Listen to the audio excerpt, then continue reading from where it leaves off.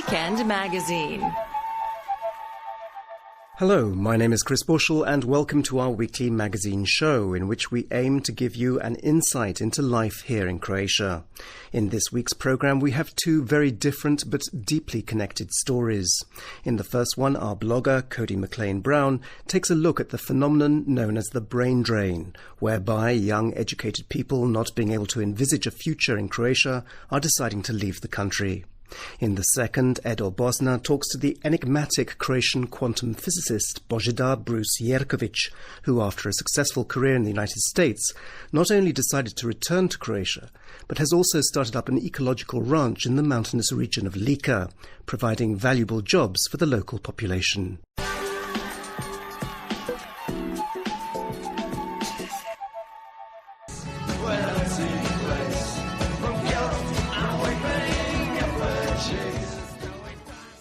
And now Edo Bosna brings us a story about an inspirational Croatian scientist who did decide to return to his homeland and now runs a tourist ranch in the Lika Mountains, based completely on ecologically sustainable principles. Bozidar Bruce Yerkovich had a successful career in the United States, where he worked in both the private sector for biotech companies and in academia, teaching at Rockefeller University in New York City and the City University in Seattle, among other institutions, but he exchanged it all for the pristine natural beauty of Velebit Nature Park. Born in Split, Yerkovich studied molecular biology in Zagreb and then quantum biophysics in the U.S., later lecturing in that same field. It was in quantum biophysics, which Yerkovich explained as the study of the only apparently empty spaces between atoms in biological systems, that he said he found the meaning of life and discovered his faith. This in turn eventually pulled Yerkovich back to his homeland, where he was drawn to the Lika region and Velebit. The fact I moved to Velebit Mountain, to Nature Park Velebit, is because the nature is unspoiled, is untouched. And also there is a rich history of the region. You know, people lived in this valley 8,000 years before Christ. So there is 10,000 years of wisdom on which shoulders I stand. Yerkovich and several others now run a ranch retreat which offers guests a respite from urban life and high technology and, as their brochure says, an authentic place for those who seek to bring their lives into balance.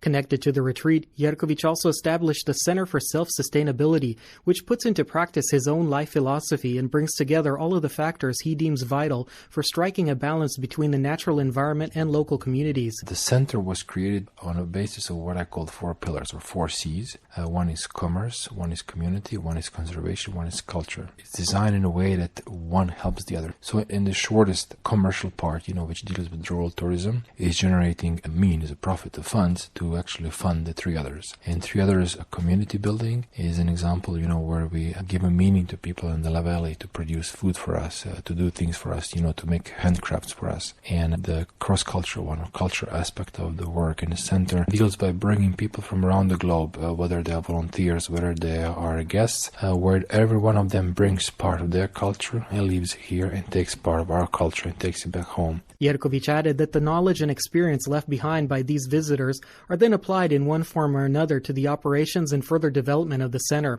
And he noted that all this ties into a key aspect that in fact closes the cycle. And there is a 4th aspect, which is nature conservation. Everything we do, every day, every moment, with every action we do here, we require that it benefits the nature. Because ultimately that's where we live. Ultimately that's why guests come and pay to be here.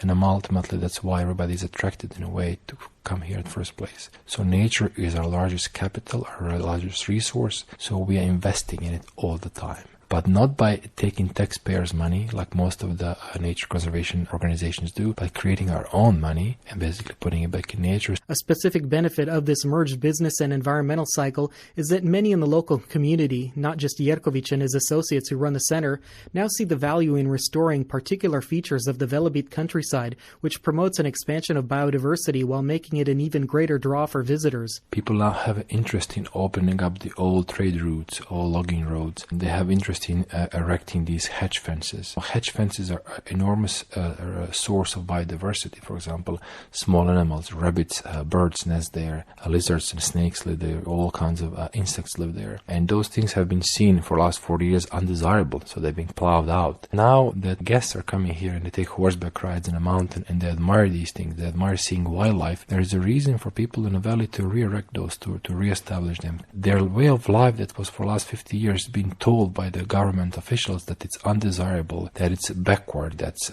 not modern, now actually has a meaning. Now somebody for the first time in all these years is saying, this is a meaningful life, this is a sustainable life, can we have some more of it?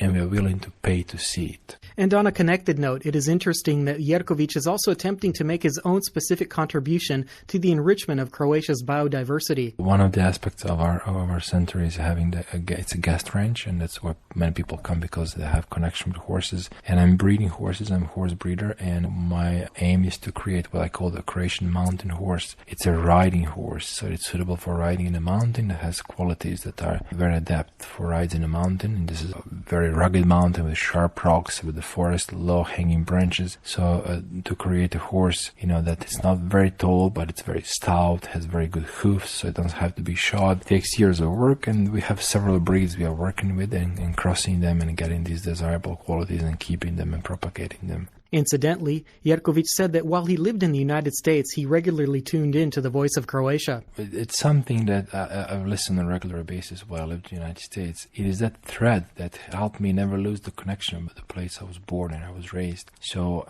in a way, it's not just an honor, but it is very humbling that the circle is closed. In some way, it's I feel I've truly arrived here, and that maybe this voice that is going to be carried across the Atlantic is going to be heard by some other young man or woman. And maybe in some years there'll be another one of us, returning or coming here and starting something in there, what they feel they need to start. So Voice of Croatia did that for me years ago, and in a way, I hope we do this again now for somebody else will come here. So thank you for the opportunity.